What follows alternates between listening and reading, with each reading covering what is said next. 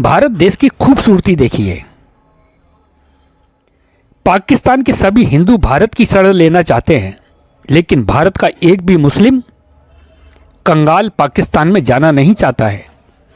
CAA लागू करने से तुष्टीकरण की दुकानें बंद होने की संभावना को नकारा नहीं जा सकता है। पूरा विपक्ष बौखला गया है और सीएए को लेकर मुस्लिम समुदाय में भ्रम फैलाने का काम कर रहा है। अरविंद केजरीवाल, ममता बनर्जी और राहुल गांधी की बेचैनी देखते ही बनती है।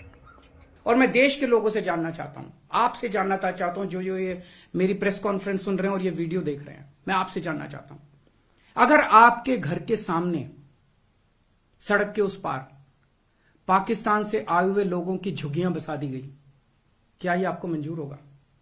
कौन लोग हैं जो ये पाकिस्तान से आ गए? कौन लोग हैं जो ये बांग्लादेश से आ गए? क्या आपकी बहू बेटियां सुरक्षित होंगी?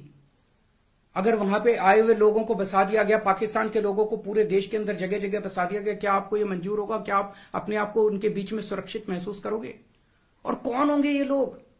क्या देश सुरक्षित होगा? पता नहीं कैसे लोगों को पाकिस्तान ही भेज देगा, बहुत सारे लोगों को हमारे देश के अंदर। क्या हमारा देश सुरक्षित होगा? चारों तरफ कानून व्यवस्था की समस्या नहीं पैदा हो जाएगी? इसी को लेकर मैं चिंतित हूं। माननीय गृह मंत्री जी, मेरी बात को अन्यथा मत लीजिए, मेरी बात को समझने की कोशिश कीजिए। और हम दूसरे देशों से क्यों नहीं सीखते? कनाडा का हाल देख लीजिए, क्या हो गया। विकसित देश होता था, उसने अपने दरवाजे खोले, पूरी दुनिया भर से लोग आ गए और अब वो माइग्रेशन बंद कर रहे हैं। इसका लंदन, इसका यूके का हाल देख लीजिए, क्या हो गया। पूरे दुनिया के अंदर आज सारे देश बाहर से आने वाले इमिग्रेंट्स को रोकते हैं और आप दरवाजे खोल रहे हो सबके लिए कि सारे दुनिया के गरीब यहां, पाकिस्तान, बांग्लादेश के गरीब सारे आके यहां बस जाएं। हमारे गरीबों की चिंता फिर कौन करेगा?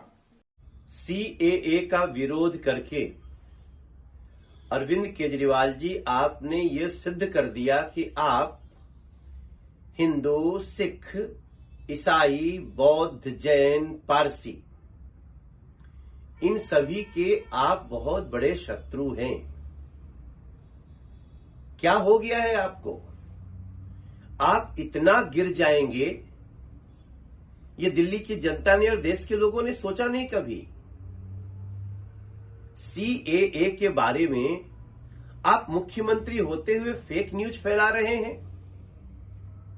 सीएए का मतलब है कि जो 31 दिसंबर 2014 के पहले इस देश में पाकिस्तान, अफगानिस्तान और बांग्लादेश से वो लोग जो वहां बहुत प्रताड़ित हो रहे थे, जिनकी बहन बेटियों का बलात्कार हो रहा था, जिनके जीवन जीना दूभर हो रहा था, उन्होंने अपने प्राण बचाने के लिए, अपनी इज्जत बचाने के लिए, अपने बच्चों को बचाने के लिए भारत में प्रवेश कर गए और वो यहां दयनीय जिंदगी जी रहे थे। उनको नरेंद्र मोदी जी ने, मोदी सरकार ने सीएए लाकर उनको नागरिकता देने का काम किया है और आप उनसे इतना नफरत करते हैं। आप फेक न्यूज फैलाते हैं कि 2.5 करोड़ लोग आ जाएंगे, 2 करोड़ लोग आ जाएंगे। ये जो आ गए हैं 31 दिसंबर 2014 तक, उनके लिए कानून है और इसका देश के मुसलमानों की नागरिकता से कोई लेना देना ही नहीं है।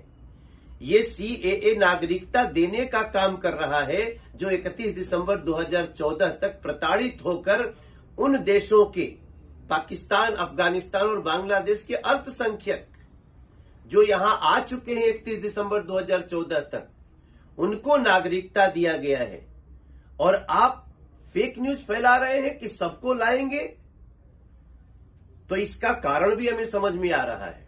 जिसकी जमीन चली जाती है ना अरविंद केजरीवाल जी, वो मोदी जी, आपको पता नहीं, आज एक भगवान है। मोदी जी ने जो किया है ना, ये सैकड़ों साल तक नहीं हो सकते भाई साहब।